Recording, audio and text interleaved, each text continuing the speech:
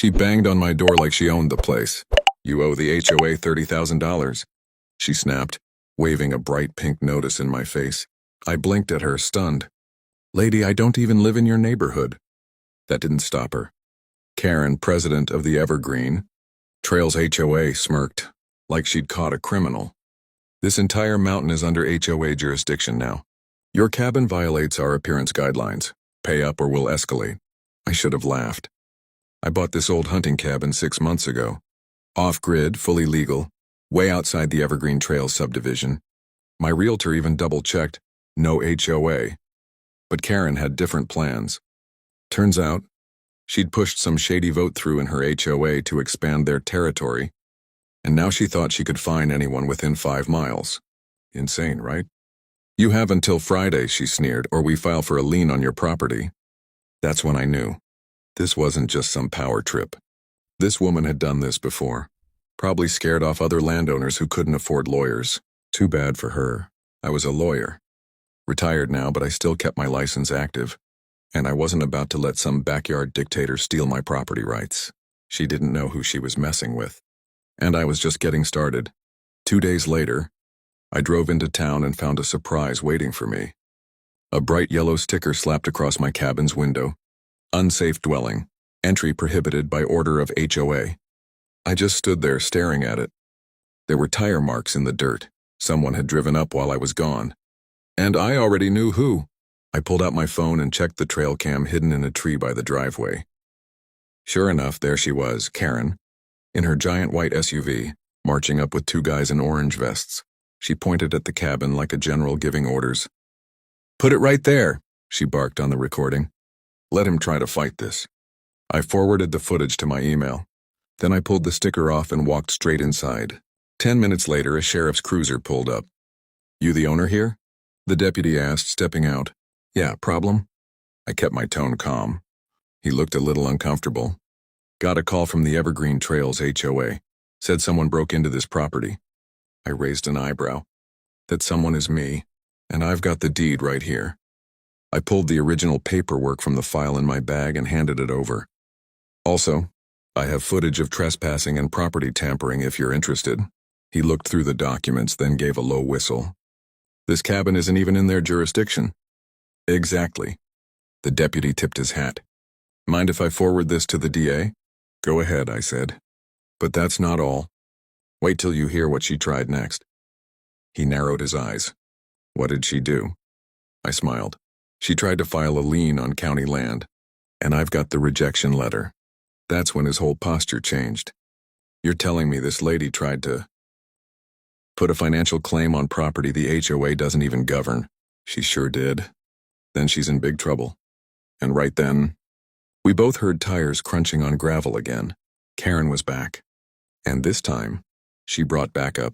Karen stepped out of her SUV like she was stepping onto a battlefield.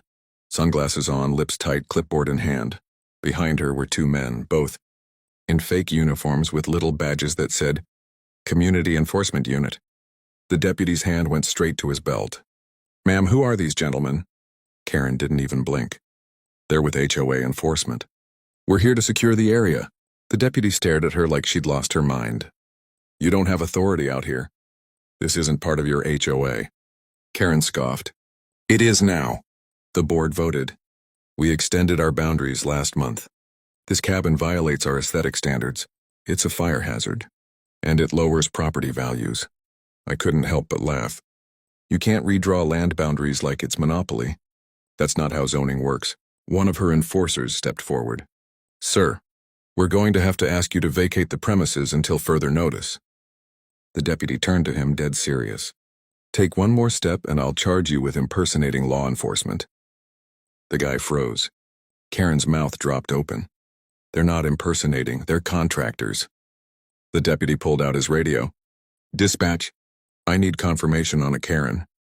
Whitmore from Evergreen. Trails HOA attempting to assert jurisdiction outside approved zones, possible impersonation, and unauthorized enforcement." Karen stepped back. "Wait, you're calling this in?" "Oh, I'm not just calling it in," the deputy said. "I'm opening an investigation." Her voice cracked. "This is harassment. I'll have your badge." He didn't even look at her. You might want to talk to your HOA lawyer before saying anything else. Karen looked around, suddenly realizing she was no longer in control. The fake enforcers were already inching toward their car. But the twist. While all this chaos unfolded, I got a notification on my phone. A new email from the county clerk. Karen had submitted forged documents, claiming her HOA now controlled a 10-mile radius, and she used a fake notary stamp. I showed the deputy. He stared at the screen and said one word. Felony. Karen's face went white. And that's when I knew this wasn't just a power trip anymore. This was a criminal case. And she was going down. Karen tried to keep her cool, but you could see the panic creeping in. Her lips were trembling now, her voice rising. You don't understand. I was protecting the community. We have standards. The deputy didn't flinch.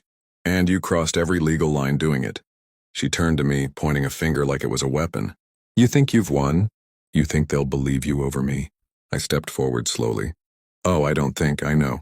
Because the county already rejected your boundary claim, and now we've got video proof. A forged notary stamp and fake security officers on site. Karen looked like she wanted the earth to swallow her whole. Then came the final nail. Another cruiser pulled up. Out stepped a woman in plain clothes with a badge clipped to her belt. Detective Lewis, County Fraud Division. She walked right up to Karen.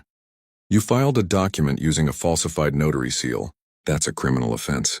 You're under investigation for fraud, impersonation, and illegal harassment. Karen stammered. Wait, no, that wasn't me. That was my assistant. Lewis cut her off. We've already subpoenaed your HOA board emails.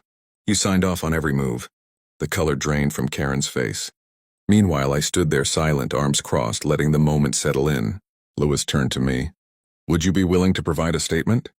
I nodded. Absolutely. And I've got more. Emails she left on my door, audio from a neighbor she threatened, even a map she hand-drew of her new HOA zone. Karen muttered, that was just a draft. It wasn't official. Lewis ignored her. We'll be filing charges. And if we find she used HOA funds to pay for those fake enforcers, that's embezzlement. Karen's knees buckled. She had to lean against her car to stay upright. And the craziest part, I wasn't the only victim. 3 more landowners came forward that very afternoon. Turns out, Karen had been pulling this stunt for months, trying to expand her little empire, scaring folks with fake legal threats. But now her little HOA kingdom was crumbling, and the courtroom was waiting. By the end of that week, things had exploded. News vans showed up at the county courthouse the morning Karen had to appear. Apparently, the story caught fire on local Facebook groups. HOA president tries to seize land outside her jurisdiction. And yeah, my cabin. Now front page news. I sat in the back row of the courtroom that morning, calm as ever.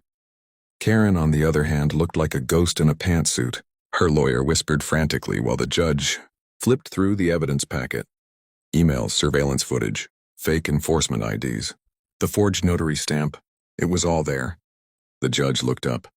Ms. Whitmore, the court finds sufficient evidence to proceed with formal charges of attempted fraud, impersonation, and filing false legal documents. Bail is set at $50,000. Her jaw dropped. Be bail. Her lawyer stood, trying to salvage it. Your Honor, she believed she was acting within her authority. Her imaginary authority, the judge snapped. She tried to impose fines on people whose properties weren't even under her control. That's not authority, that's delusion. The bailiff let her out, handcuffs and all. Cameras flashed. I didn't smile, not because I wasn't satisfied, but because I knew something more powerful was coming.